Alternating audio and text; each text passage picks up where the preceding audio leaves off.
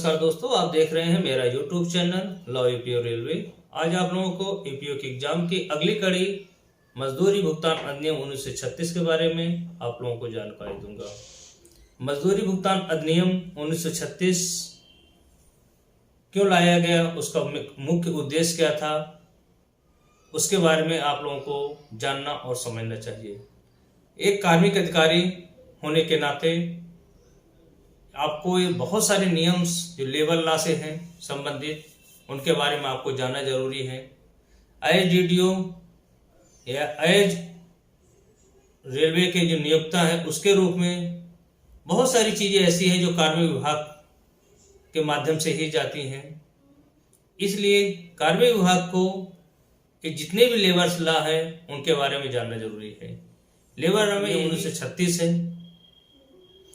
इसके बारे में भी जानना बहुत जरूरी है, क्योंकि मजदूरी भुगतान अधिनियम 1936 के तहत बहुत सारे ऐसी चीजें हैं, ऐसे कॉन्ट्रैक्ट हैं जो कि कार्मिक विभाग द्वारा भी किए जाते हैं, अन्य विभाग द्वारा भी किए जाते हैं। इसलिए मजदूरी भुगतान अधिनियम आपको समझना भी चाहिए। रेलवे कर्मचारियों पर भी लागू होता है, रेलवे के कॉन्ट्रैक्टरों पर भी लागू होता है, उसके अलावा और बहुत सारी संस्थाओं पर भी लागू होता है। इस अधिनियम का मुख्य उद्देश्य है मजदूरी के नियमित भुगतान की व्यवस्था।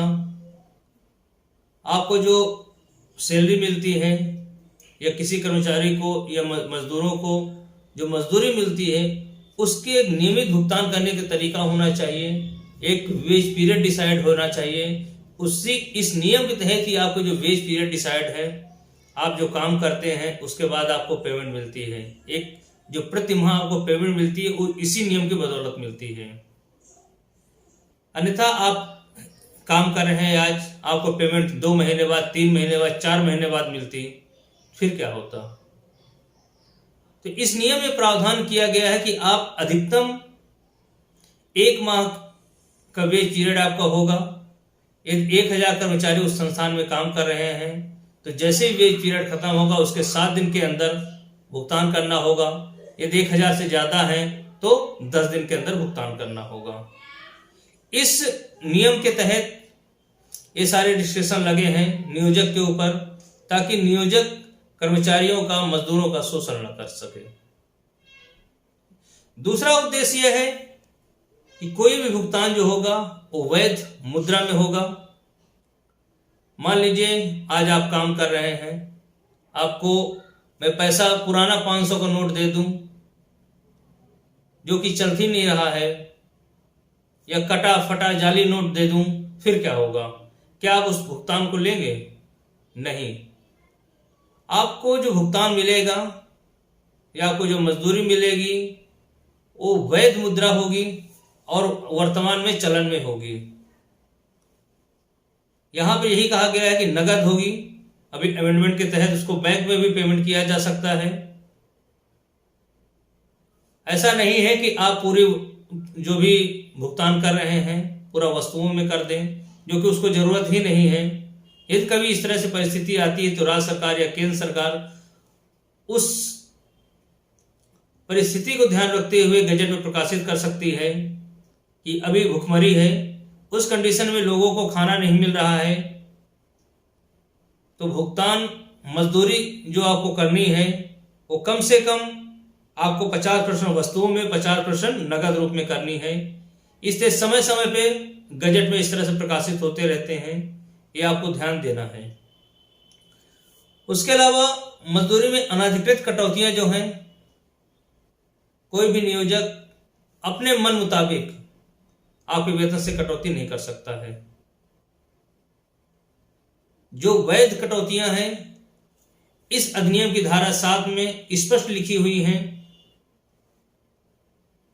उन कटौतियों के अलावा समय समय पे जो गजट में प्रकाशित होती हैं वो शामिल हैं।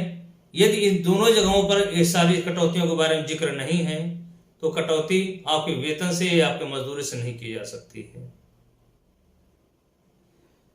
नियोजक कोई भी हो, वो किसी भी मजदूर या कर्मचारी को कम से कम वेतन देना चाहता है, ज्यादा से ज्यादा कटौती करना चाहता है, ताकि जो भुगतान कर रहा है उसका भुगतान उसी के पास, नियोजक के पास पूरा आ जाए। तो ये सारी रिस्ट्रिक्शंस, ये सारे जो है उनकी मनमर्जी न चले नियोजक की, इसके लिए मजदूरी भुगतान अधिनियम 1936 बनाया गया है।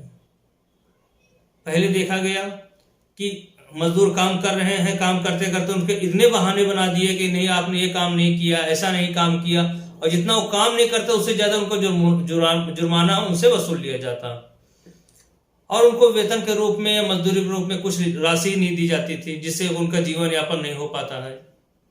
तो इस नियम के तहत, इस अधिनियम के तहत ये सारे मुताबिक उनकी कटौतियां हैं उस पर प्रतिबंध लगाया गया है कि कोई भी नियोजक अपने कर्मचारी से नियम अनुसार ही कटौतियां कर सकता है, उससे ज्यादा कटौतियां नहीं की जा सकती हैं। मान लीजिए आपने क्वार्टर लिया है तो आपका एचआरए नहीं मिलेगा, आपका हाउस रेंट कटेगा। आप बिजली की सुविधा ले रहे हैं तो बिजली, लेकिन यदि आप मान लीजिए क्वार्टर नहीं है आपके पास तो हाउस रेंट आपका नहीं कटेगा। आपने ऋण नहीं लिया है तो आपका ऋण नहीं कटेगा, एडवांस आपने नहीं लिया है तो एडवांस नहीं कटेगा। आपने हाउस बिल्डिंग एडवांस नहीं लिया है तो नहीं कटेगा, लेकिन लिया है तो कटेगा। फेस्टिवल एडवांस, सैलरी एडवांस, ये सारे इस प्रावधान में लिखा हुआ है कि जो जो आपने इस तरह से नियोजक के साथ कांटेक्ट करके या उनकी सेवा शर्तों में आपके शामिल है, उसके अलावा अन्य कोई कटौतियां, कोई भी सेवा शर्तें हैं इस नियम के मुताबिक नहीं है तो उस एग्रीमेंट वैध नहीं माना जाएगा। प्रत्येक उसके लिए एक नियम है। इस अधिनियम के तहत मान लीजिए एक कर्मचारी है जो कि गलत काम करता है, प्रशासन को ऐसा लगता है कि उसने गलत काम किया है, इससे प्रशासन को नुकसान हुआ है, तो प्रशासन उसको नोटिस देगा, नोटिस के बाद उससे कटौती करेगा। और यह मजदूरी भुगतान अधिनियम संपूर्ण भारत में जम्मू कश्मीर राज्य सहित सब पे लागू है। उसके अलावा यह राज्य सरकारें अपने अनुसार वहां पे, यदि आप राज्य के नियोक्ता हैं तो राज्य सरकारें कुछ शर्तों में चेंज करती हैं। यदि आप केंद्र के नियोक्ता के तहत आते हैं तो केंद्र के नियोक्ता के तहत जो आने वाली शर्तें आप पे लागू होगी। तो कहने का मतलब है दोनों के रूप में अलग अलग है। मजदूरी से तात्पर्य उस पारिश्रमिक से जिसे मुद्रा के रूप में अभिव्यक्त किया जा सकता है या किया जाता है। नियोजक की शर्तों को पूरा करने पर नियोजित व्यक्ति को नियोजन या उसके नियोजक कार्य के लिए देय होता है। जो आप काम करते हैं उसके लिए जो भी चीजें देय हैं वो मजदूरी के अंतर्गत आती हैं। किसी अधिनियम, समझौते, न्यायालय आदेश द्वारा देय पारिश्रमिक, अतिकाल, ओवर टाइम के समय या छुट्टी के दिन आप कोई काम करते हैं तो भी आपकी मजदूरी के तहत आती है। कोई ऐसी शर्तें जो भी आप अतिरिक्त काम करने के लिए कोई हट के करते हैं ओवर टाइम के अलावा, वो भी इसमें देय है। मजदूरी में शामिल कौन कौन सी चीजें नहीं हैं उनको मजदूरी में शामिल नहीं माना जाता है। जैसे यात्रा भत्ता, आप टीए पे जाते हैं, वो मजदूरी का पार्ट नहीं है, वो आपको अतिरिक्त काम करने के लिए, आप से घर से दूर खाने पीने के लिए, इन सब चीजों के लिए दिया जाता है। यात्रा भत्ता को कभी भी मजदूरी का हिस्सा नहीं माना जाता है। जो आपकी पेंशन कटौती हो रही है, ग्रेच्युटी है, वो भी मजदूरी का भाग नहीं है। ये सब सारी चीजों में आपको समझना है। इस मजदूरी भुगतान अधिनियम के अंतर्गत नियोजक का दायित्व है कि वह समय पर वेज पीरियड पूरा होने के पश्चात जो भी नियम है 7 दिन का या उसी दिन का या महीने का, उसके अनुसार उसको जो है मजदूरी भुगतान करना है। और मजदूरी जो भुगतान करना है उसको चालू और वैध मुद्रा में ही करनी है। ऐसा नहीं है कि मैंने जैसे आपको बताया कि पुराने 500 के नोट आपने दे दिए जो कि वैध है ही नहीं। ये सब सारी चीजें जो है आपको बतानी है। उसके अलावा ये जो मजदूरी भुगतान अधिनियम के बारे में आपको नियोजक द्वारा एक बोर्ड में इसका प्रकाशन भी करना जरूरी है कि जो वेज पीरियड कब से कब है, उसका भुगतान कब से कब दिया जाएगा। या जाके रेलवे के बहुत सारे कार्यालयों में आप देख सकते हैं निरीक्षक का क्या नाम है, केंद्रीय निरीक्षक का उसका एड्रेस लिखा होगा, नाम होगा, यहाँ तक कि मोबाइल नंबर भी लिखे होंगे। वो सारी चीजें इसी अधिनियम के तहत गवर्न होती हैं।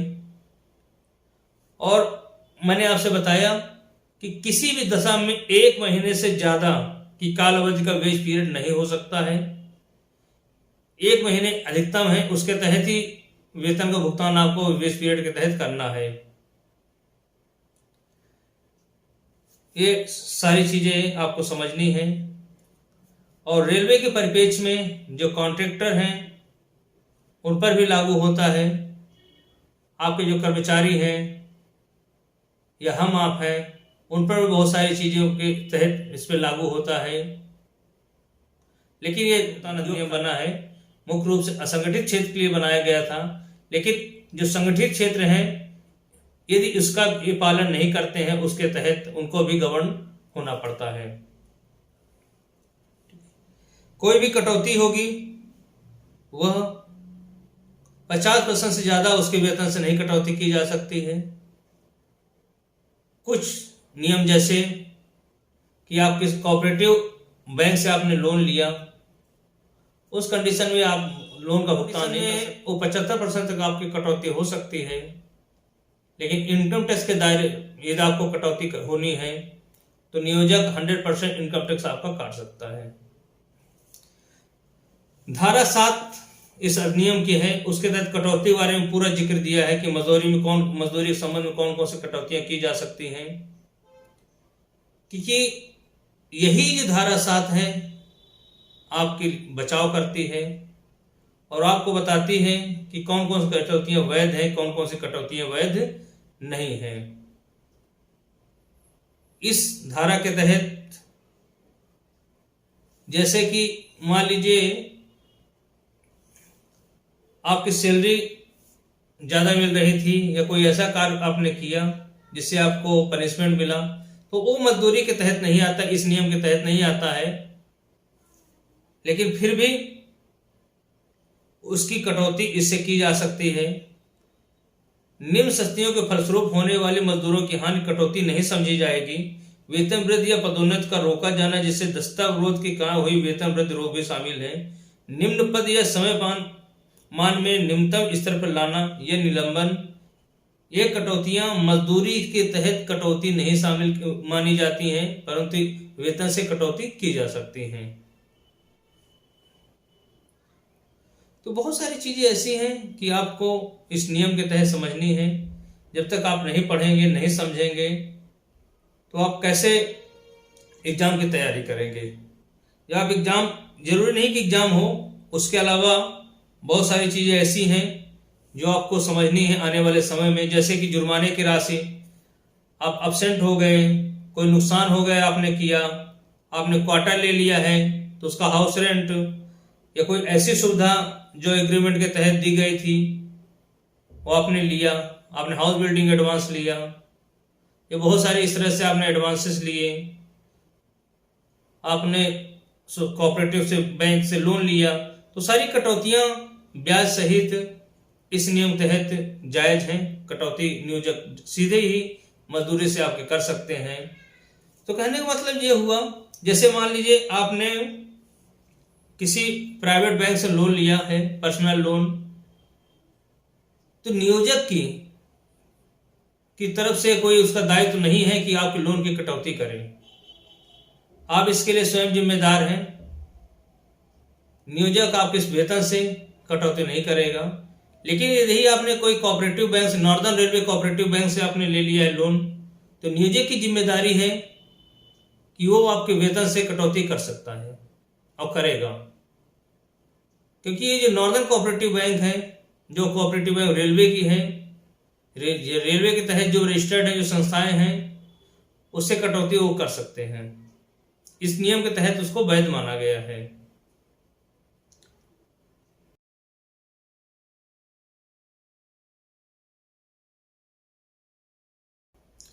आयकर की कटौती एक नियोजक का दायित्व है, उसकी कटौती करना है।